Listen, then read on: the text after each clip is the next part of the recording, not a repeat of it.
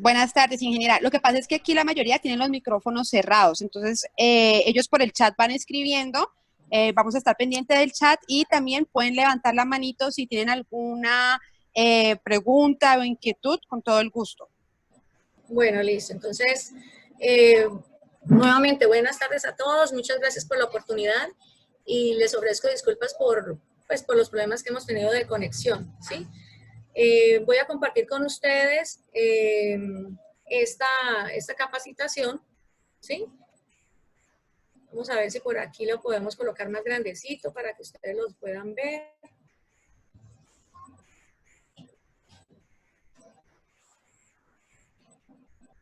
Listo. Listo. Entonces aquí tenemos, primero que todo, pues, cuáles son nuestros principios de BPM, ¿no? Vamos a hablar un poquito acerca de estos conceptos. Actualmente, nosotros nos regimos por la resolución 2674. Normalmente veníamos trabajando con el decreto 3075 y a ese decreto se le hicieron unas modificaciones que son los que se encuentran en la resolución 2674. Ellas son las que rigen normalmente la BPM en nuestro país, ¿sí? Entonces, pues todo esto nos va a servir a nosotros de guía para poder enfrentar todo lo que se está presentando actualmente, pues, a nivel mundial con este tema del COVID, más que todo en lo que es referente al manejo de alimentos. Entonces, pues, ¿qué es la resolución 2674? Permítanme, por favor. La resolución 2674 son los principios básicos y las prácticas generales de higiene en la manipulación de alimentos. Intervienen todos los procesos de manipulación del alimento. Y ahora tenemos algo que se llama resolución 666 del 2020, salió ayer precisamente, donde nos dan unas pautas que debemos tener en cuenta con el respecto al manejo del COVID, ¿sí? O sea, es una mezcla de todo. Esta resolución 666 es muy general para todas las empresas, pero si la unimos con lo que ya tenemos de la resolución 2674 y con los demás lineamientos que tenemos en la otra normatividad para alimentos, podemos perfectamente manejar la situación. Entonces, ¿qué es un BPM? ¿Para qué sirven la BPM? Pues son buenas prácticas de manufactura y nos sirve para producir alimentos seguros e inocuos, para tener un control higiénico, para poder enseñar a nuestros operarios todo lo relacionado con las buenas prácticas y para tener unos equipos en buenas condiciones. O sea, como les comentaba hace un momento, interviene en todos los factores del proceso productivo. Por ejemplo, si nosotros tenemos unos equipos a los que les estamos haciendo un buen mantenimiento, a los que les hacemos buena limpieza, desinfección, los equipos nos van a funcionar mucho mejor. Igualmente tenemos que enseñarle a nuestros operarios cuáles son esas buenas prácticas que ellos deben tener en cuenta para que tengamos alimentos inocuos. Inocuos quiere decir que no tienen contaminación, que no van a causar daño al ser humano. Áreas de aplicación de BPM, pues son, como pueden apreciar acá, perdón, se aplica en todo, en las edificaciones e instalaciones, en los equipos, para el manipulador de alimentos, perdón, en los requisitos higiénicos de fabricación, en el aseguramiento y control de la calidad, para el saneamiento, para el almacenamiento. Todas las etapas del proceso productivo tienen que ver con BPM. ¿Quién lo debe cumplir? Todas las empresas de alimentos, de cosméticos, de farmacéutica, de productos naturales y de insumos. Y es de estricto cumplimiento a nivel mundial. La inocuidad, pues, es un requisito de calidad. Nosotros como productores de alimentos debemos garantizar de que el producto que va a consumir nuestro cliente sea de muy buena calidad y que no le va a causar ningún problema. Listo. Alimento contaminado. O sea, ¿yo qué estoy haciendo en este momento? Les estoy dando como unas pautas y unas definiciones de lo básico y estoy yendo muy rápido porque me gustaría más adelante, cuando ya entremos en el tema del COVID, ¿sí? Poder de pronto escuchar las inquietudes que ustedes tienen. Entonces, yo sé que muchos de ustedes pues ya han tenido capacitación en este tema, ¿sí? Y que entienden pues muy fácil a qué nos estamos refiriendo. Entonces, por ejemplo, alimento contaminado, aquel que contiene sustancias extrañas a su naturaleza en cantidades superiores a las permitidas. Realmente siempre vamos a encontrar algo en los alimentos, pero lo que nosotros hacemos en nuestro proceso productivo es asegurar de que esos niveles de contaminación bajen. Sí, no hay ningún alimento que vaya a ser 100% libre de un microorganismo, pero nosotros podemos asegurar de que los niveles sean los permitidos o sean lo más bajos posible. El ambiente pues es cualquier área interna o externa delimitada que forma parte de nuestro establecimiento en el cual hacemos nuestro proceso productivo. También es bueno tener en cuenta ese concepto de ambiente porque pues ahora en día con lo del COVID siempre estamos hablando de que el COVID ya se encuentra en el ambiente, de que debemos tener unas precauciones, ¿sí? Entonces, para que empecemos a manejar ciertos términos. Personal manipulador de alimentos. En nuestro personal manipulador de alimentos debemos tener en cuenta también el estado de salud. Por lo general, siempre hacemos unos exámenes médicos que son de ingreso, uno que es de egreso y uno que se hace anual, que es donde le hacemos un chequeo médico a nuestros colaboradores y pues miramos en qué condiciones están, si son aptos o no para manipular alimentos. En este momento, más que nada, se ve la necesidad de tener mucho cuidado con este tema y de ser muy estrictos en este cumplimiento. Entonces, por ejemplo, vemos aquí una gráfica donde vemos cómo se va haciendo la curva del ciclo, ¿sí? Entonces, el consumo del alimento, la persona se enferma, ¿sí? Se van dando todos los síntomas, el que manipula el alimento, mire. Aquí vemos un ejemplito de cómo se puede llegar a presentar. Educación y capacitación es lo que nos pide la resolución 2674 también, que dice que debemos dictar por lo menos 10 horas al año, repartidas en el año a nuestros manipuladores de alimentos con respecto a las BPM. Entonces, de acuerdo a nuestra actividad económica en ese momento, si somos lácteos, si somos fruers, si somos cárnicos y así sucesivamente, asimismo debemos capacitar a nuestros manipuladores y enfocarnos a esas BPM de ese lugar, ¿sí? Bueno, entonces aquí,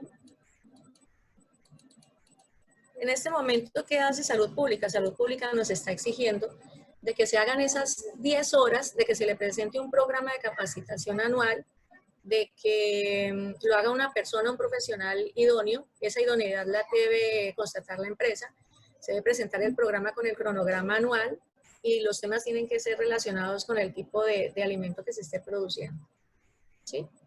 Y obviamente ellos como verifican de que esa capacitación se esté dando en las condiciones normales, ellos lo verifican en sus auditorías, cuando ellos llegan a los restaurantes, cuando van, revisan, cuando llegan donde un colaborador y le preguntan algo con respecto a los temas que se han visto. Entonces ahí se puede realmente denotar si ellos han aprendido o no han aprendido algo, ¿no? ¿Por qué? Porque es que anteriormente contratábamos una empresa, se dictaba una capacitación de 2 o 3 horas y comprábamos un carnet de manipulador de alimentos que duraba un año. Pero resulta que a los 2 meses se le preguntaba a uno de los manipuladores algo y ellos no se acordaban. Y por ahí empiezan a ver las fallas con las cuales empiezan a presentarse las llamadas ETAs, enfermedades transmitidas por alimentos. ¿Cómo deben ser nuestros uniformes? Deben ser de color claro, debemos tener cierres o broches, sin bolsillos por encima de la cintura, delantal atado al cuerpo, y se debe cambiar todos los días. Esto siempre ha sido muy importante, siempre tenemos dificultades en este aspecto con el personal, por eso las empresas han optado por algunas formas de verificar, por ejemplo, le ponen algún colorcito o lo marcan con el día de la semana para que el inspector pueda revisar y pueda darse cuenta si se cambiaron o no el uniforme.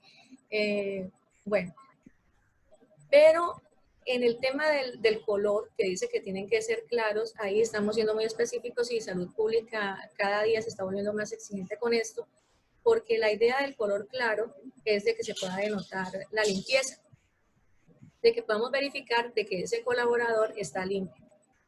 Más ahora que la situación es más compleja y es más exigente por el COVID, ¿no? O sea, siempre ha sido así porque son alimentos y porque podemos provocar una enfermedad, una intoxicación, pero ahora con el COVID, este tema de la limpieza y la desinfección se hace mucho más exigente. Listo. No se dice de los broches y de los cierres para evitar accidentes de trabajo, ¿no? Contaminación física, que se vaya a caer un botón o algo, entonces preferiblemente cierres. ¿Qué debe tener en cuenta nuestro personal manipulador de alimentos normalmente? La idea es que no entran y salgan del área de proceso con el uniforme. Aquellas personitas que llegan de la casa con el uniforme porque pues me cogió la tarde o algo, entonces llego con toda la contaminación del ambiente y llego a mi restaurante y lo contamino. Entonces ese tipo de prácticas no son aceptables y menos ahora, ¿no? El lavado de manos con agua y jabón y la desinfección obligatoria de acuerdo al proceso. Esto se hace más riguroso en este momento y es una de las prácticas más importantes con respecto al COVID. El cabello debe estar recogido y cubierto con malla. En caso de barba, bigote o patillas, estas deben estar cubiertas. Obviamente ya no le podemos decir a nuestro colaborador que no utilice barba, que no utilice bigote, porque pues estamos en contra de la libertad del desarrollo de su personalidad. Pero sí podemos exigirle que se cubra, ¿ya? Esto en condiciones normales. Ahora siempre deben utilizar tapabocas. El no uso del maquillaje ni de perfumes por el tema de la contaminación. De acuerdo al riesgo, pues es importante el uso del tapabocas. Las uñas deben estar cortas, limpias y sin esmalte. No se deben utilizar, no se deben utilizar ni reloj, ni anillos, ni aretes, ni joyas, ningún tipo de accesorios que puedan llegar a causar una contaminación. Se cae de pronto el aretico en alguna comida que estamos preparando, y eso va a la comida del cliente y el cliente llega y sufre un accidente con eso, con el aretico, con el cochito que le salió, bueno. Entonces, por eso no se permite, y aparte de eso, porque él trae una carga microbiana que obviamente después va a caer en nuestros alimentos. El calzado que utilizamos debe ser cerrado, resistente, impermeable y con tacón bajo. Acá hablamos sobre los guantes. Los guantes depende de la actividad que estemos realizando. A veces el uso del guante lo único que hace es que el manipulador se sienta más protegido y evita el lavado de las manos. Entonces, los guantes realmente están como para las labores de hacer aseo, ¿sí? De manejar residuos, y por lo general lo que más se pide es el lavado de manos, ¿ya? O obviamente los guantes que son de seguridad para ciertas actividades como son manejo de calor y eso. No se debe comer, beber, masticar, fumar o escupir en áreas de proceso. El personal con afecciones en la piel o enfermedades infectocontagiosas debe ser excluido. Pues no se deben sentar en áreas que no son del proceso, obviamente, y menos ahora. Y algo importante, los visitantes de los establecimientos deben cumplir con todas las normas de BPM. Esto es un resumen de lo que dice la resolución 2674, de lo que deben cumplir manipuladores de alimentos, pues a nivel general. Y lo más importante es que esos visitantes también lo cumplen. Porque muchas veces llega el contratista, entonces viene de la calle y entonces no trae la gorra, pero necesitamos que nos haga un arreglo y lo dejamos entrar sin la gorra, sin el tapabocas, no llega directamente a lavarse las manos. Entonces hacemos un proceso muy bueno internamente, pero la persona que llega externa nos puede dañar el proceso. Entonces, por ahí vamos a tener inconvenientes. Hay que ser muy estrictos en este caso, y las personas que estén a cargo del tema de calidad y el tema de supervisión deben ser muy conscientes de esto. Pues acá yo siempre les hago unas imágenes acerca de algo importantísimo, que es la limpieza diaria de la higiene de las personas, porque debemos tener buenas prácticas higiénicas, ¿sí? Bañarnos todos los días, lavarnos el cabello, cepillarnos los dientes, cortarnos las uñas, lavarnos muy bien las manos. Esto todo siempre para irnos a trabajar. Y como les digo yo a los muchachos cuando los capacito, o sea, debe llegar oliendo a limpio, no a perfume ni a nada de eso que me va a llegar a contaminar. Aquí yo les hago un resumen sobre algunos de los microorganismos que podemos llegar a encontrar en las manos. Entonces vemos cómo normalmente encontramos patógenos, o sea, microorganismos dañinos, como es la shigella, que causa diarrea, la influenza, que produce neumonía, está en el aparato respiratorio, el Clostridium, la Klebsiella, el Staphylococcus, sí, eso también está en la parte de la garganta, Bacteroide, Haemophilus, bueno, Proteus, Pseudomonas, que siempre ha sido un indicador de buenas prácticas de manufactura, es el Escherichia coli que tenemos acá. No debe aparecer Escherichia coli nunca en ninguna muestra que nosotros hagamos de bacteriología, de microbiología, perdón. Los bacilos, los estreptococos. Y actualmente hay uno que es el que estamos pues viviendo y afrontando, que es el COVID, ¿sí? Y lo podemos traer en nuestras manos y en el ambiente pues entra a nuestro aparato respiratorio, pero una de las formas como lo podemos combatir es con el correcto lavado de manos.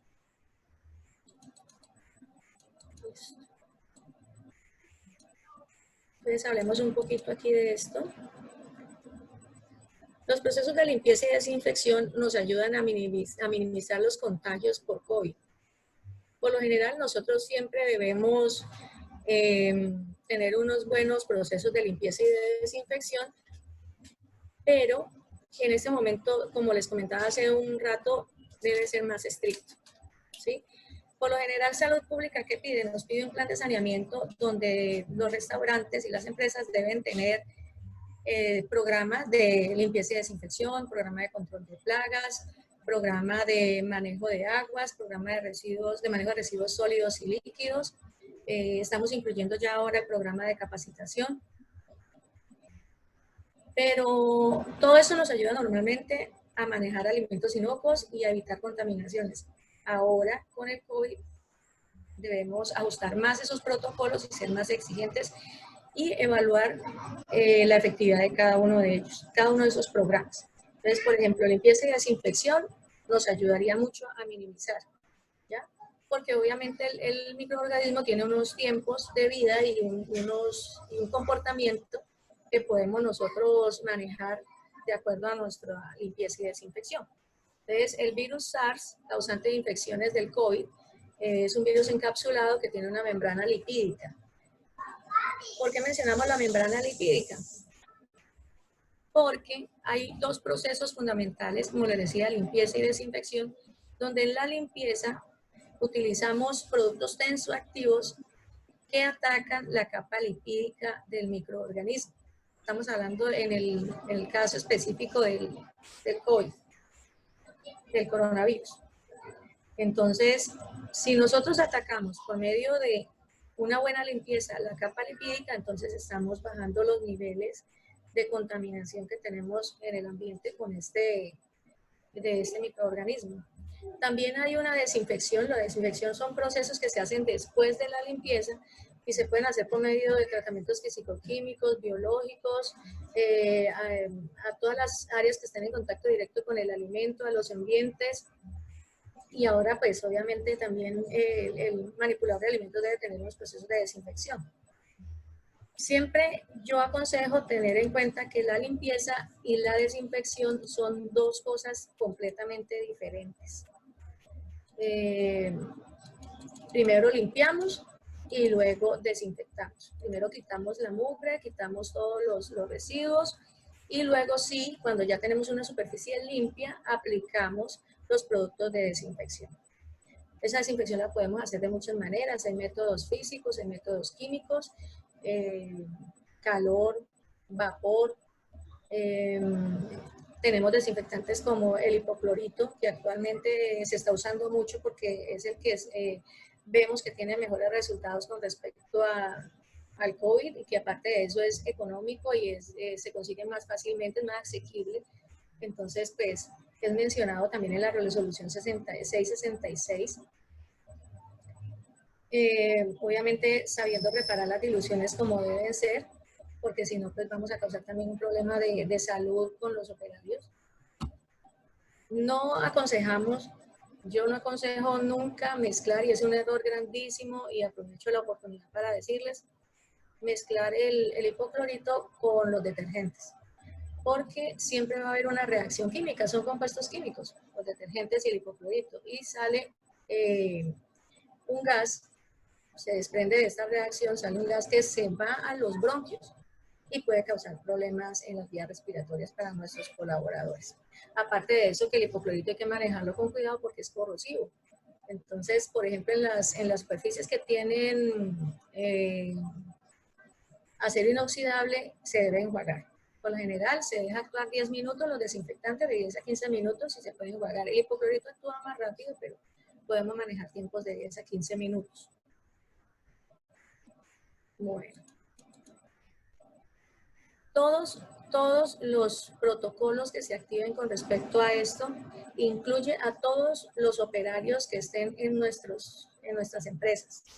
Los aprendices, los que están afiliados a cooperativas, los afiliados partícipes, los contratistas, los empleados que son directos de nuestra empresa, los que estén por hora y labor, todos, absolutamente todos los incluye esa resolución 666. Y aquí les coloqué una notica, esto lo dice directamente ellos, que dice que en ningún caso la obligación de la implementación de este protocolo puede traducirse al desconocimiento de mejora de las condiciones del trabajador ni a la terminación de los vínculos laborales, y además de las formas contractuales del personal de las empresas. O sea que, pues toca asumir de que hay una situación crítica, una situación de riesgo, y las empresas deben buscar la manera de controlarla, brindándole seguridad a sus empleados, ¿sí? Y a todos, nosotros mismos. ¿Cuáles son las medidas generales que establece esa resolución del Ministerio de Salud con respecto al COVID? Hay 3 formas que son importantes para ellos, fundamentales, y es el lavado de manos, el distanciamiento social y el uso del tapabocas. Entonces, el lavado de manos, ya estamos mirando de que ese lavado de manos debemos colocar en nuestros restaurantes, en nuestros sitios de trabajo, comunicados alusivos, avisos alusivos al buen uso del lavado de manos, donde explique cómo se debe lavar las manos, ¿sí? Decirles que las manos deben tener contacto con el jabón en un promedio de 20 a 30 segundos, en ese proceso, para que haya realmente una destrucción de esa capa lipídica del microorganismo y sea efectivo el lavado de las manos. Que aparte de eso del lavado de manos, pues también debemos mantener en varios sitios asequibles alcohol glicerinado del 60-95%. Lo debemos tener ahí a la mano de nuestros colaboradores para que ellos puedan estarse desinfectando constantemente. Tenemos también el distanciamiento social. El distanciamiento social dice que debemos garantizar donde haya varias personas en nuestros procesos, como mínimo 2 metros de distancia entre una persona y otra. Sé que es difícil porque todo depende de nuestra infraestructura, de los locales y todo esto. Entonces ahí ya entramos es como a mirar cómo se puede manejar de acuerdo a cada empresa, a cada actividad. Pero sí se recomienda por parte del Ministerio de Salud 2 metros como mínimo entre cada persona para que no haya esa contaminación del microorganismo. Por lo que ustedes saben que sale por medio de unas goticas cuando hablamos, salen las goticas que quedan en el ambiente. Entonces eso tiene una distancia donde alcanza a llegar. Listo. El uso del tapabocas. Anteriormente el tapabocas pues era dependiendo del proceso que se estuviera haciendo, que se estuviera realizando. Pero realmente en este momento es de uso obligatorio. ¿sí? Es de uso obligatorio para cuando estamos en el transporte público, por ejemplo, que hay tanta acumulación de personas, perdón, donde hay tantas personas y debemos garantizar o mejorar o minimizar ese contacto entre las personas. Entonces, ahora es de uso obligatorio, definitivamente. Debemos fortalecer los procesos de limpieza y desinfección, los elementos, los insumos de uso habitual, la superficie, los equipos de uso frecuente, los residuos, mirar muy bien cuál va a ser el manejo de nuestros residuos para evitar que de pronto alguien se vaya a contaminar con un residuo, con un tapabocas, por ejemplo, que haya alguien que haya utilizado un tapabocas y no lo haya desechado de la manera correcta. Entonces, ¿qué debemos hacer? Debemos buscar, mirar nuestros planes de saneamiento y mirar cómo está establecido el programa de manejo de residuos y adjuntarle ese tipo de actividades, por ejemplo. Debemos tener un recipiente aparte donde las personas pueden llegar a botar estos tapabocas o las cosas que sean desechables, los EPP que sean desechables y que hayan tenido contacto directo con la persona y pues deben desecharlo de buena manera, entonces en una vasija, en un recipiente aparte, por ejemplo. ¿Sí? Hay que optimizar la ventilación y garantizar las condiciones higiénico-sanitarias. Entonces, por ejemplo, si en nuestra empresa no teníamos buenos lavamanos o algo, hay que buscar la forma de instalar los lavamanos necesarios para que las personas no tengan ninguna excusa para lavarse las manos. Acá tengo, por ejemplo, cómo se hace el proceso de lavado de manos, se los puedo compartir con mucho gusto, si desean.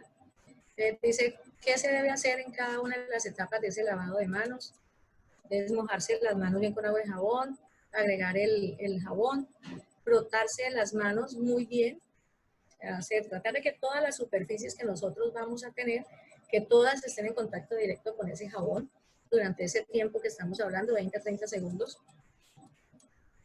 Aquí está. Esto es bueno publicarlo, como les dije, para que la gente lo esté viendo todo el tiempo y esté consciente. Y de pronto nuestros supervisores pueden colocar un timer o algo, una alarma que nos digan como mínimo cada 3 horas esté timbrando y nos diga que ese personal debe ir a lavarse las manos. Entonces aquí continúa el proceso, frótese las manos, la punta de los dedos, enjuagarse, algo importante. Secarse con una toalla desechable. ¿Sí? Si volvemos a utilizar la toalla que está ahí, una toalla de tela, un limpión de tela, pues no estamos haciendo nada porque todo va a quedar en la toalla de tela y vamos a volver a contaminar.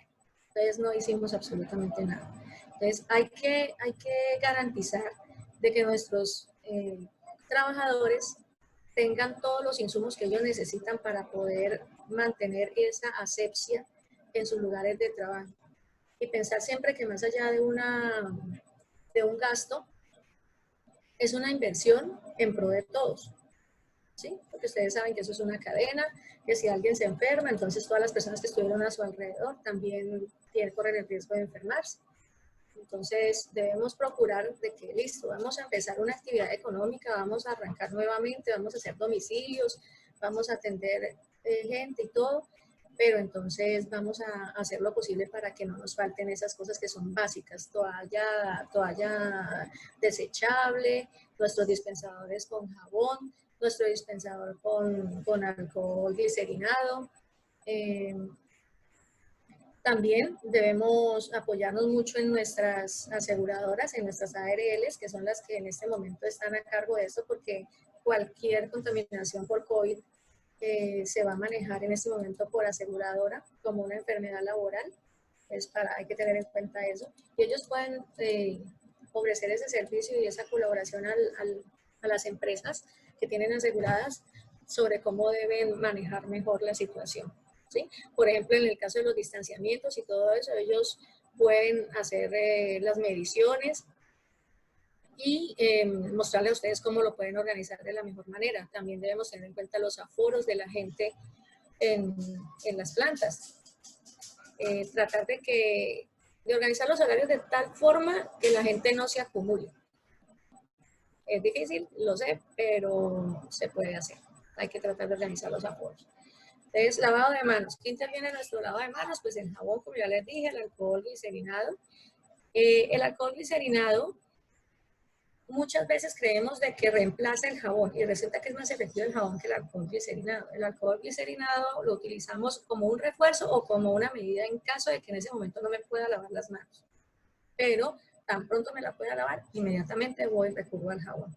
Porque como les comentaba, tiene una capa lipídica y lo que necesitamos es matar esa capita de grasa, ¿sí? Dañarla para evitar que se propague el virus. Toallas desechables son las frecuentes de lavado de manos, mínimo cada 3 horas, de 20 a 30 segundos, monitoreo constante y capacitación. En este caso, para que las personas sean conscientes de la situación y se metan todos en el cuento, por decirlo de alguna manera, hay que capacitarles. Los capacitamos y los concientizamos de que esto no es por molestar, sino por mejorar las condiciones de todos para poder trabajar. Distanciamiento físico, menos de 2 metros de distancia, controlar el aforo del personal, no reuniones donde no se pueda garantizar la distancia y evitar el intercambio físico de documentos. Entonces, por eso es que actualmente es más fácil que todo lo hagamos por internet, utilicemos nuestras redes sociales para evitar de que haya tanto contacto de documentación, de papeles y eso que pueda llegar a propagar el virus. Las EPP, elementos de protección personal. Esos elementos de protección personal los debe entregar la empresa. Es responsabilidad de cada empresa, de acuerdo a la actividad que haga. Entonces, debemos hacer las recomendaciones de uso frecuente. ¿Qué quiere decir esto? Que también deben haber avisos alusivos al uso de los EPP. El uso de guantes para el aseo y manejo de residuos, como les comentaba hace un momento. Debemos tener actualizado nuestro protocolo de limpieza y desinfección, y dentro de ese protocolo de limpieza y desinfección debemos tener cuál será el instructivo para el lavado y la desinfección de los EPP. Si utilizamos una mascarilla, ¿dónde la vamos a colocar? ¿Cada cuánto la vamos a lavar? ¿Cómo la vamos a desinfectar? Tener en cuenta que los EPP son de uso personal, que no se deben compartir. Que no se pueden compartir. Instalar recipientes para colocar los EPP que sean desechables. ¿Hola? El anfitrión fue el que me dio, le mandé a él. Hola. Les pedimos de apagar micrófono para poder seguir escuchando a la ingeniera. Gracias. Bueno, ¿estamos bien? Estamos súper bien, Inge. Creo que fue alguien que de pronto puso a activar micrófono. Sí, algo pasó aquí con el... Creí que me estaban mandando algún mensaje. No, todavía no, Inge. Perdón. Solamente alguien comentó allí en el chat que no siempre es bueno utilizar hipoclorito por el tema de vertimientos, pero hasta ahorita es eso. Sí, claro. Por eso les comentaba, hay diferentes tipos de desinfectantes, ¿no? Lo que pasa es que estamos mirando que, hablando de la resolución 0666, ellos están hablando específicamente del hipoclorito, pero sabemos que en la industria de alimentos tenemos muchos desinfectantes que nos pueden servir. Entonces ahí pues uno ¿qué hace? Pues entra en contacto con su asesor de su proveedor de limpieza y desinfección y ellos nos dan las pautas del compuesto activo y de los desinfectantes con los que ellos puedan llegar a contar. Hay unos que son muy buenos, que son naturales y que pueden, que nos van a mejorar mucho la situación, ¿sí? Y no son tan costosos. Realmente todo depende de la dilución que nosotros utilicemos, ¿ya? El hipoclorito, más que todo, es muy utilizado en la parte de salud. Pero de todas maneras, muchas personas, conozco muchos restaurantes que son de pronto más pequeños, que están empezando, que todavía no tienen como el conocimiento de esos temas y utilizan hipoclorito. Entonces ahí toca es documentarlos y asesorarlos para que lo sepan diluir, para que lo sepan utilizar.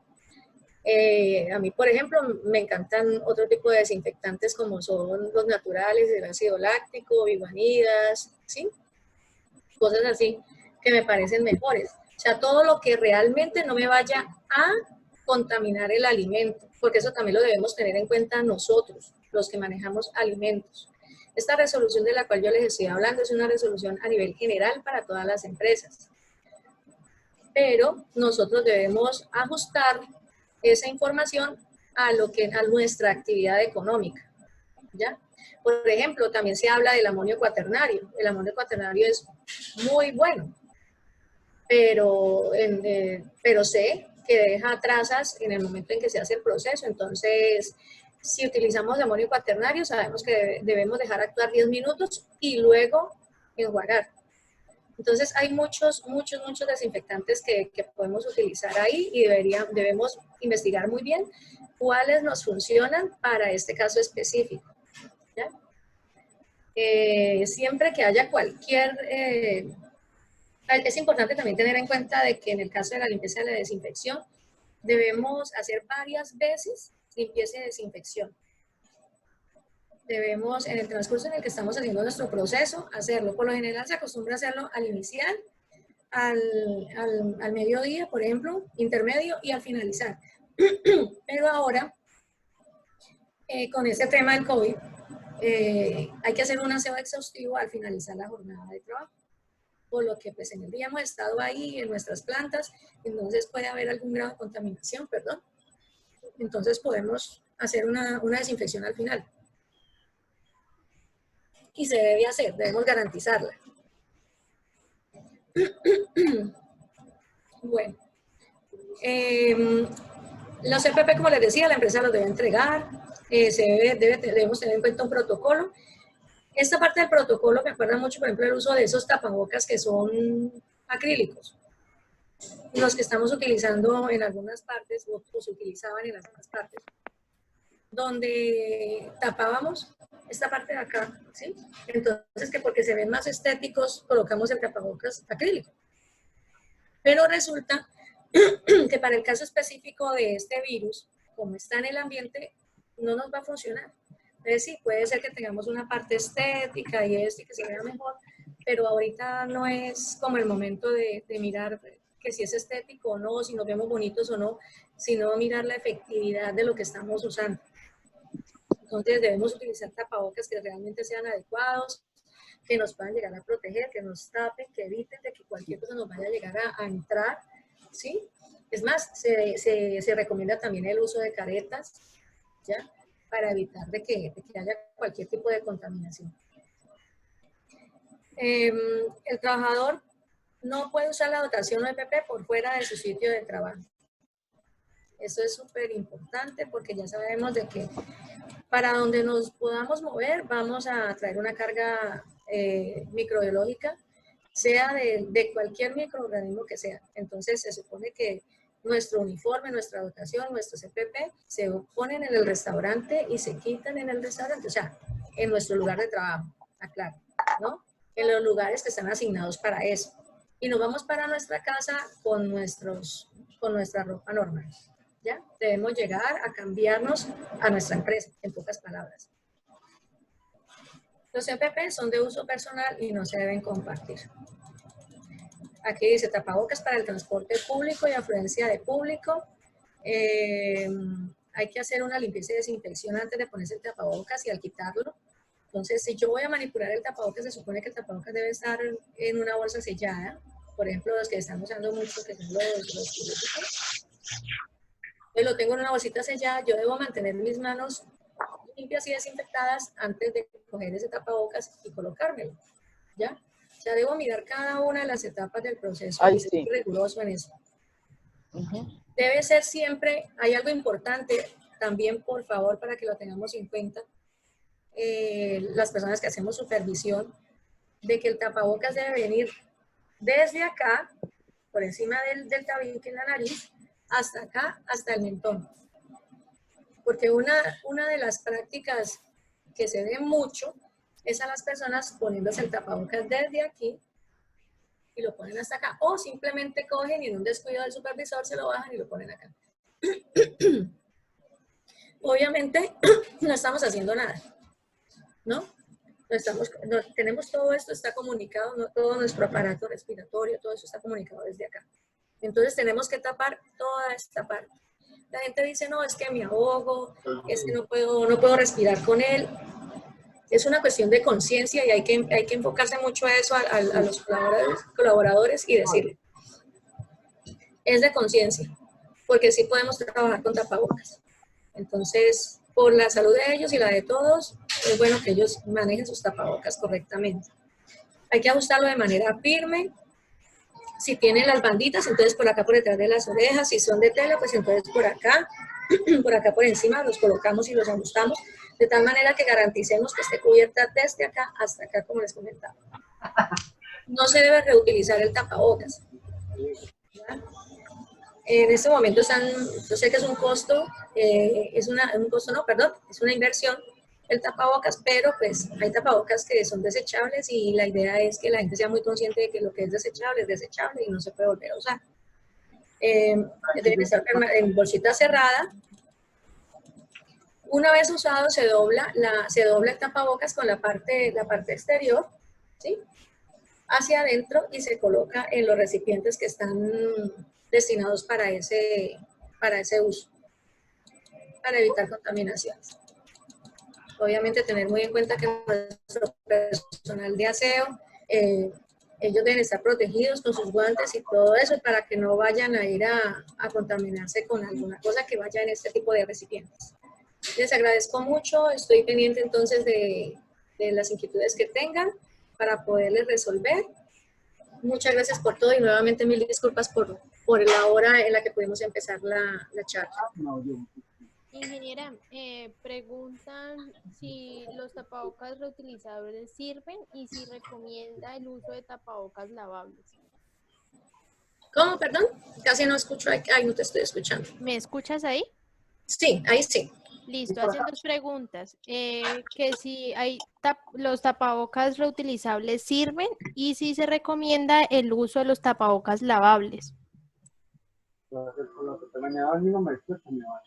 Por un tema de costo, pues sería bueno tener unos que fueran lavables, ¿sí? Y por eso era que les comentaba que debemos tener en cuenta en nuestro programa de limpieza y desinfección el protocolo para el lavado y la desinfección de los tapabocas, llámense de tela o llámense en acrílico, ¿sí? Que obviamente es mucho más confiable un tapabocas desechable, sí, porque pues tiene menos manipulación, pero lo podemos lavar, igual, acuérdense que el jabón destruye el microorganismo, lo podemos lavar y podemos utilizarlo, y aparte de eso que sabemos que está muy costoso conseguirlo, y eso nos va a elevar el costo, y en este momento pues el sector restaurantero necesita fortalecerse nuevamente, ¿no? Listo, hacen otra pregunta. Una de ellas es ¿cuánto es el tiempo que debe ver un tapabocas reutilizable? Y la otra es referente a la manipulación de los alimentos. Dice, en el caso de los alimentos, ¿cuál es la manera y productos recomendables para su limpieza y desinfección en el tema de carnes y verduras? Listo. ¿Cuánto tiempo debemos utilizar un tapabocas? Según la resolución 666, nos dice que lo podemos utilizar en el día, a menos de que se rompa o se dañe o que se contamine. Me explico. Que de pronto vine con las manos sucias y se me olvidó y lo toqué, ahí ya, pues ya lo tengo que lavar, si es lavable, o lo tengo que desechar, ¿sí? Si es de los desechables. Del resto, mientras yo permanezca con mi tapabocas puesto y esté haciendo mis actividades sin tocarme la cara ni nada de eso, ni esté exponiéndome, y esté con buen lavado de manos y desinfección, o sea, solamente lo agarro de aquí, ¿sí? En caso de algo, lo puedo usar en el día, ¿ya? Ya si de pronto en algún momento yo veo que él se dañó por algún lugar o algo, o que se me quedó encima de una mesa o algo así, por ejemplo, pues tocaría ya entrar a un proceso de limpieza y desinfección o de desecharlo directamente, pero me puede durar un turno de trabajo. O sea, bien usado me puede durar un turno de trabajo. Y con respecto a la limpieza y desinfección de carnes y verduras, por ejemplo, dicen que no hay, pues, o sea, están estudiando la posibilidad de que si realmente se transmite o no se transmite el COVID por los alimentos, que no hay muchas posibilidades, ¿no? De todas maneras, nosotros siempre por BPM debemos hacer en nuestro proceso de manejo de alimentos una limpieza y una desinfección. Llámese por el microorganismo que sea, debemos hacerlo. Debemos hacer una selección, una limpieza y una desinfección. Entonces, por ejemplo, ¿cómo podemos limpiar? Normal, con agua, ¿sí? Llegan las verduras, las dejamos en inmersión, la lavamos, les quitamos la tierrita, por ejemplo, y la lavamos bien con agüita, y luego de ahí pasan a una desinfección. Entonces, para eso hay productos que son avalados por la FDA y que se pueden utilizar para eso. Por ejemplo, el ácido láctico es muy bueno porque es un producto que es natural y puede ayudar a desinfectar. Hay otras desinfecciones que son naturales, como son, por ejemplo, el vinagre, ¿sí? Salmueras, que se pueden hacer combinación de unas soluciones de vinagre con sal y azúcar. Entonces ahí también se puede hacer. El azúcar y la sal son hidrostáticas, o sea que le quitan agua y el agua la necesitan los microorganismos para reproducirse. Entonces se puede hacer con vinagre, lo podemos hacer con ácido láctico. Hay empresas que ofrecen unas pastillitas, por ejemplo, de cloro. No es hipoclorito, es cloro, que es diferente. Y se diluyen, por ejemplo, en 10, 12 litros de agua, dependiendo del proveedor que las esté vendiendo. Y se dejan 10 minutos ahí las verduras en inmersión y se sacan y se escurren y funcionan muy bien. Por ejemplo, en el caso de la lechuga, que hay que desinfectarla siempre hay que hacerle un proceso de inmersión, hay que lavarla, deshojarla, lavarla, seleccionarla y hay que desinfectarla. Entonces, no sé si así más o menos. Ingeniera, tienen dos preguntas más. Están preguntando en qué áreas se pueden utilizar guantes y en mesas y cocina, y también preguntan que cuando hablan de cocinas abiertas en lugares campestres, la recomendación sería no abrir las cocinas o cerrar estas. Cocinas abiertas en lugares campestres. Y es para eventos, por ejemplo. Solamente dice, cuando hablamos de cocinas abiertas en lugares campestres, la recomendación sería no abrir las cocinas o cerrar estas. Lo que pasa es que actualmente ahí hay una situación, y es que si hay aglomeración de personas, es complicado. O sea, es mejor no hacerlo, no abrirlas. Ahora, dice que los ambientes se deben mantener abiertos, ¿sí? Para que no haya acumulación de microorganismos en un solo lugar y crezca el grado de contaminación, ¿sí? El riesgo de contaminación. Creo que la pregunta es de Diego. Diego, si no estoy mal, Diego de Lake House, ¿no es cierto? Lake House, que era el Club Los Andes, y ellos tienen un kiosco en la mitad, que ahí es donde ellos producen alimentos. Si no estoy mal, Diego, me corriges. Entonces yo creo que ellos se refieren a eso, porque ellos manejan muchos kioscos donde producen alimentos dentro del club. Buenas, la pregunta básicamente es referida a, nosotros somos un club y tenemos 6 cocinas. De las 6 cocinas, 5 son abiertas, no tienen ningún sellamiento, son al aire libre. Entonces, pues las recomendaciones yo quisiera escuchar si es mejor no abrirlas o si se puede hacer uso de estas. Bueno, es que, como le digo, es un tema que se debe mirar más a fondo.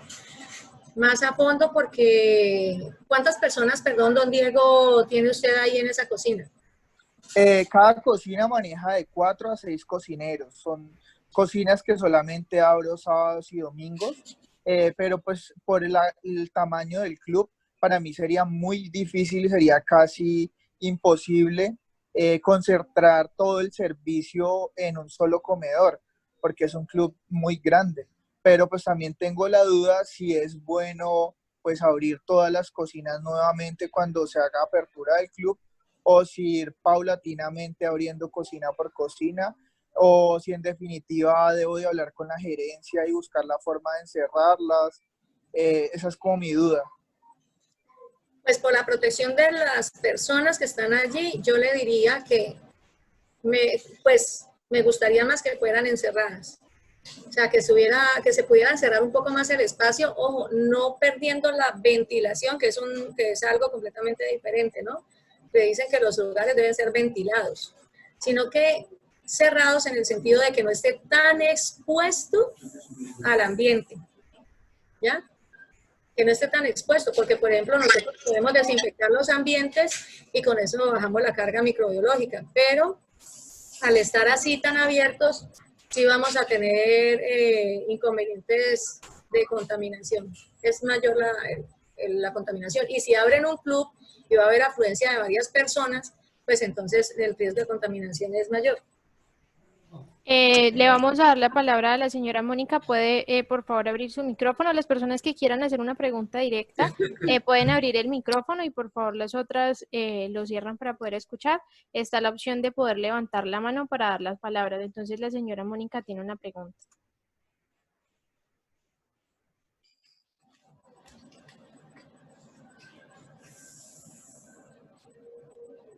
Señora Mónica, buenas tardes.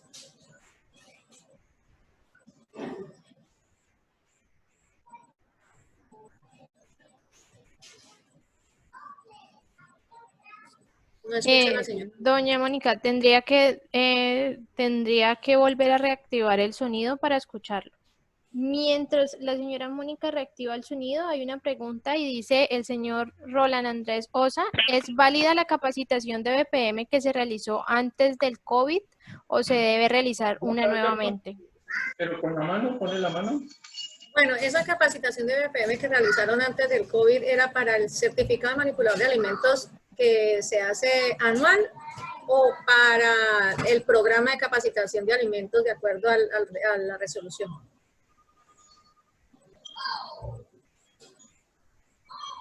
La pregunta la hizo directamente el señor Roland, entonces yo creo que escuchamos a la señora Mónica y luego el señor Roland podría completar la pregunta y después el señor Germán. Muchísimas gracias. ¿Me escucha, ingeniera? Sí, señora. Cuénteme, señora Mónica. Muy buenas tardes. Buenas tardes. Lo que pasa es que yo he escuchado mucho de que usan el bicarbonato también de soda para poder hacer la desinfección de las verduras vegetales. No sé qué tan bueno sería eso. El bicarbonato es muy bueno para muchas cosas.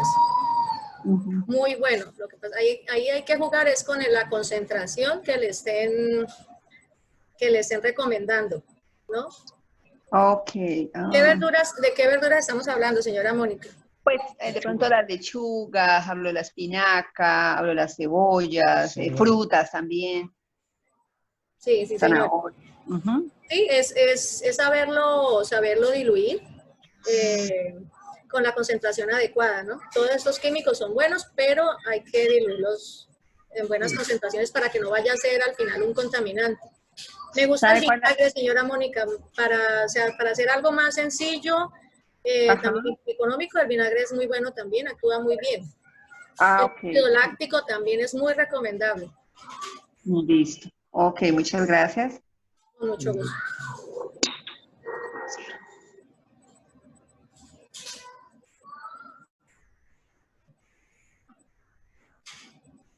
No sé si el señor Roland Andrés Osa se encuentra por ahí para poder completar la pregunta, perdón, o el señor Germán que tiene una duda y dice, señora ingeniera, consulta, ¿la rutina de dosis de aspersión de choque se puede mantener o se debe modificar con esta situación del COVID? Para mí se debe mantener porque es que los microorganismos, o sea, allá hay opiniones encontradas, ¿sí? Donde se dice que hay personas que creen que no es necesaria la desinfección de choque, pero nosotros en alimentos sí lo manejamos, ¿ya? Entonces, los microorganismos tienden a volverse inmunes o a tener resistencia ante ciertos químicos. Entonces, toda la semana venimos haciendo desinfección con un mismo producto. va a llegar un momento en el que no le va a hacer el mismo efecto al microorganismo. Es lo mismo que pasa con nosotros cuando consumimos antibiótico, llega un momento en que no nos va a servir. Entonces, por eso es que nosotros siempre recomendamos desinfección de choque. Entonces le decimos, hay que mirar un desinfectante que sea mucho más fuerte y un día a la semana se hace la limpieza general y se desinfecta con ese desinfectante de choque. ¿Ya? Hay personas que acostumbran por ejemplo, a doblar la concentración del desinfectante de siempre para hacer ese choque precisamente. Pero depende del desinfectante que se esté usando. Yo les recomiendo seguir con la desinfección de choque y con una muy buena limpieza y desinfección diaria. Por decir algo, toda la semana utilizan cloro y un ejemplo, ¿no? Toda la semana cloro y un día a la semana biguanidas, ¿sí? Entonces, ahí le cambian totalmente de un desinfectante a otro, ¿ya? Pueden estar utilizando toda la semana el desinfectante de siempre y resulta que un día cuaternario, pero como sabemos que el amonio cuaternario deja trazas, entonces hacemos limpieza, desinfección, lo dejamos actuar y luego lo enjuagamos. Pero entonces sí, le cambiamos, yo aconsejo cambiar el desinfectante una vez a la semana. Ahora más que nunca, con este tema del COVID, es importante hacer unos muy buenos procesos de limpieza y desinfección. Más que nunca hay que hacer eso. Si antes, o sea, nosotros siempre en alimentos nos debemos curar y debemos evitar que hayan ETAs, enfermedades transmitidas por alimentos. Siempre, porque nosotros siempre jugamos con que vamos a encontrarnos microorganismos en todas partes. Como podíamos ver en el dibujito de las manos, no es solamente el COVID. Tenemos uno que es el E. coli, que es fuerte, ¿sí? Y hay otros más que causan la muerte, que causan diarreas, que causan enfermedades crónicas, que son muchos. Entonces, hay que hacerlo, si antes había que hacer la conciencia, ahora más. La señora Beatriz Carvajal pregunta, cuando podamos abrir de nuevo los restaurantes en hoteles, ¿se debe seguir utilizando los tapabocas en los meseros? Hasta que la Organización Mundial de la Salud lo diga, sí. O sea, hay que estar muy atentos con los lineamientos que nos diga la Secretaría de Salud, porque como les comentaba yo hace un momento, en este momento el tema no es estético. O sea, yo sé que de servicio al cliente, pues se va a ver maluco, un mesero con un tapabocas, es difícil entenderle, se pierde parte de ese contacto con el cliente, pero es necesario proteger a nuestro personal también y proteger a nuestros clientes, ¿ya? Entonces, por ejemplo, no sabemos el cliente que llegue, en qué condiciones llegue. Y como tenemos pacientes asintomáticos, no sabemos cómo va a llegar. Entonces viene nuestro mesero, se le arrima, le toma el pedido y no sabemos en qué condiciones quedó. Entonces, es preferible utilizarlo. En este momento, todo lo que tenga que ver con lugares públicos exige el uso del tapabocas. Miren que para el transporte público dice que debe tener el tapabocas. O sea, a lo que ellos invitan es a que donde haya mucha gente debe haber una precaución, deben haber los cuidados.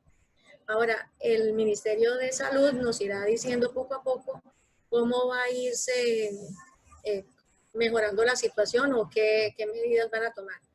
Siendo muy sinceros, sabemos de que todos los microorganismos tienen un ciclo, de que ya pasamos del ciclo donde el contagio era por las personas que llegaban y que ya actualmente el microorganismo está en el ambiente y que se han contagiado personas que no tienen nada que ver con gente que ha llegado al exterior y todo. Entonces, sabemos que tenemos que salir porque hay que fortalecer la economía y porque no podemos dejar nuestras empresas cerradas eternamente. Pero en ese caso, pues todos somos conscientes de que es una situación a nivel mundial y debemos cuidarnos. Yo quisiera, con respecto a lo del tema de los carnets de manipulación, comentarle al señor Diego. ¿Qué pasa con esos carnets? En este momento nosotros llevábamos o sea, la resolución 2674 dice que debemos hacer un programa de capacitación anual con mínimo 10 horas al año, donde al personal se le distribuyan esas horas en el año y se le vaya dando capacitación. Y esos temas son referentes a la empresa donde nosotros estemos, ¿ya? Ya no son tan válidos esos carnets de manipulador de alimentos que comprábamos y duraban un año, como te expliqué al principio. Entonces, si es ese carnet anual, pues yo le diría que sería bueno, le aconsejaría que empezara un programa de capacitación donde empiece a concientizar a los empleados acerca de todos estos lineamientos que han cambiado y todo lo que debemos tener en cuenta, o sea, las medidas de precaución, los EPP, la limpieza, el uniforme, ¿sí? Porque pues realmente aquí hay que concientizar mucho a las personas para que haya un autocuidado. Y si ya había empezado el programa de capacitación anual, pues es simplemente continuarlo, porque por cada capacitación le deben dar un certificado de que el personal está en capacitación.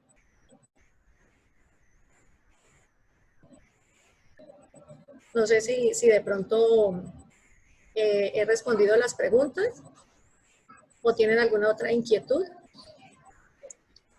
Ingeniera, por el momento creo que sí. El chat, el último que escribió fue el señor Roland. No sé si alguien tiene alguna otra pregunta, inquietud.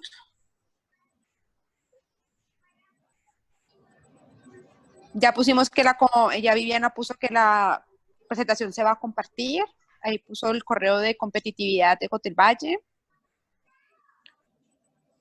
Claro que sí.